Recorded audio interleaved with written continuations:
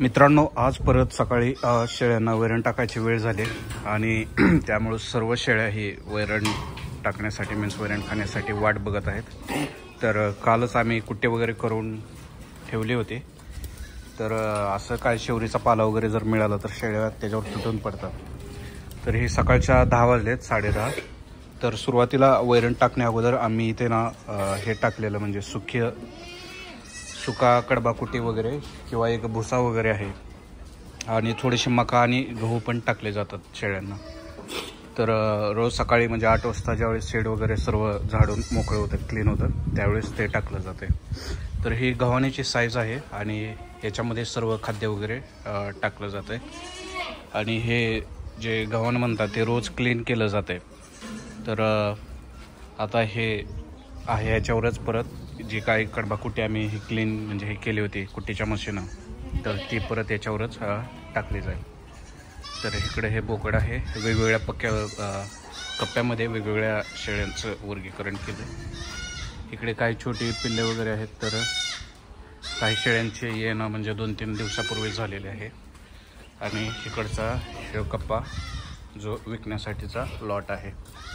आणि कुट्टी जर बघायचं म्हणलं तर अशा प्रकारे कुट्टी टाकायचे सर्व शेळ्यांना। आणि ही कुट्टी मिक्स कुट्टी आहे, याच्यामध्ये सुबाबळ, शेवरी, मका, गिनीगोल हा सर्व सुका चारा आहे याच्यामध्ये मिक्स आहे। तर ज्यावेळेस तुम्ही हा सर्व चारा मिक्स करून टाकता त्यावेळेस शेळ्या एकदम ह्यानं खातात आणि जास्त काही शिल्लक वगैरे अजिबात ठेवत नाही। तर त्यामुळे शेळ्यांना तुम्ही टाकताना असं मिक्स करून टाका आणि कुट्टी जी आहे ती पण बारीक झालेली असावी, नाहीतर शेळ्या ते खात नाही। आणि इकडे ही कुट्टीची मशीन आहे आणि याच्यावरून आम्ही ही अशी कुट्टी वगैरे केलेली आहे। तर एवढी कुट्टी लागते, हे एवढे असे कॅरेट वगैरे भरलेले आहेत।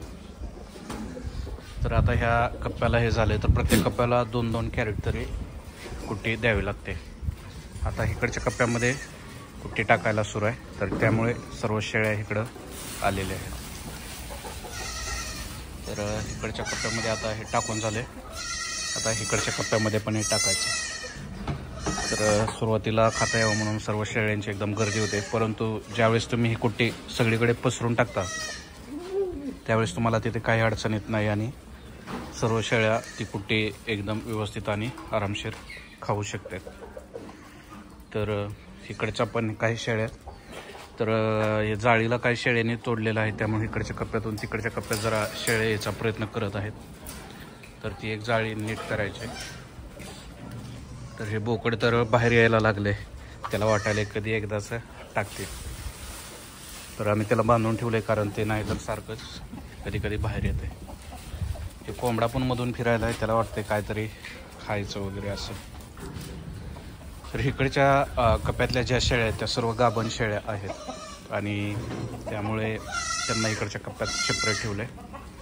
तर ही जी शेळी आहे हिला शिंग वगैरे नाहीत, तर हे पूर्णतः बिटल प्रकारची शेळी आहे।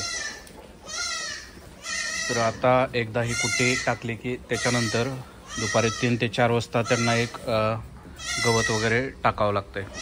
तर हे बोकडाला आता जर खाऊ नाही टाकला तर हे नक्कीच बाहेर यायचा प्रयत्न करेल, त्यामुळे आता आम्ही त्याला पण टाकेल।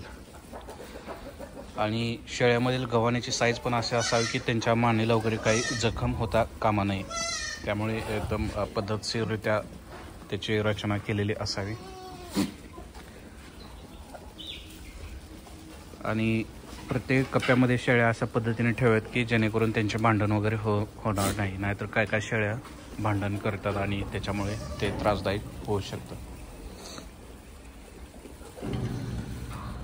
तर ह्या कप्प्यामध्ये जर बघितलं तर किती पिल्ले आहेत, 1 2 3 4 5 6 7 8 9 10 11 12 13 14 15, ह्याच्यातले जवळपास 4-5 असतील पांढरे, नाही तर बाकीचे बोकड आहेत। आणि आम्ही एक बोकड म्हणजे 25 ते 30 किलो किंवा जवळपास 10,000 जोपर्यंत त्याचं प्राईस होत नाही तोपर्यंत आम्ही शक्यतो विकत नाही, कारण ते तसं परवडायला पाहिजे। आणि इकडचे सध्याचे रेट आहेत 400 ते 450 किलोप्रमाणे आम्ही वजन करून देतो, त्यामुळे याच्यात कोणी फसत नाही, आम्हालाही त्याचा फायदा होतो, बाकीच्यालाही फायदा होतो। इकडच्या पिल्लांसाठी आम्ही स्वतंत्र कप्पा केला आहे आणि त्याच्यासाठी आम्ही असे शिवरे वगैरे मोठमोठे पटे आणून ठेवतो. तसेच तिथे एक दोरी दिसत आहे, त्या दोरीला वगैरे पटे असे बांधलेले वगैरे असतात. तर ते पिल्लं इथे खातात किंवा त्या पिल्लांना सेपरेट वेगळा चारा वगैरे ठेवला जातो. तर इकडच्या सर्व शेळ्या आहेत त्या उस्मानाबादी, काही गावरान आहेत, काही बिटल आहेत. मात्र हे जे बोकड आहे बेण्यासाठीचं ते मात्र पूर्णतः बिटल प्रकारचं बोकड आहे आणि ह्याची किंमत जरी महाग असली तरी जर ह्याच्यापासून जर लागण शेळ्यांना झाली तर शेळ्यांची क्वालिटी मात्र पिल्लांची क्वालिटी ही एकदम बेस्ट क्वालिटी राहते. आता काही वेळास ह्या शेळीच्या मानेला जर असा त्रास झालेला दिसेल तर हे आहे थोडासा गव्हाण्याचा इश्यू. तर ही शेळी दुसऱ्या कप्प्यामध्ये होती आणि तिच्या मानेला थोडंसं लागत होतं गव्हाण्याचं, तर त्यामुळे तिच्या मानेवरचे केस निघून गेलेले आहेत. तर तुम्ही गव्हाण्याची रचना करताना असं करा की जेणेकरून शेळ्याच्या मानेला वगैरे काही लागणार नाही. तर बोकड वाट बघते, आता थोड्या वेळातच त्याला दुसरं वैरण येईल.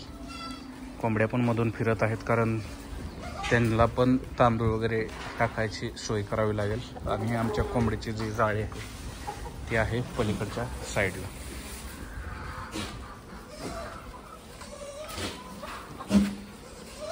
तर मित्रांनो, मी व्हिडिओमध्ये अगोदरच माहिती दिली की आम्ही चारा वगैरे कसं केला आहे, शेळीपालन शेड माहिती आहे, ते सर्व काही माहिती अगोदरच दिली. तर प्लीज व्हिडिओला शेअर, लाईक, सबस्क्राईब करा आणि तुमचे काही क्वेश्चन्स वगैरे असतील तर कमेंटमध्ये विचारा. थँक्यू. मी परत दुसरा एक व्हिडिओ घेऊन येतो.